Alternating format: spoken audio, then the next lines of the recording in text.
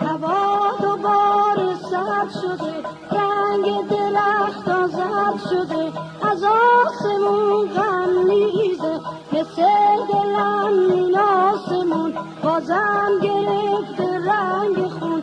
پاییز چقدر غم انگیزه، غروب پاییز چرا خاموش و سرد؟ دلم از این غم خدا اسیر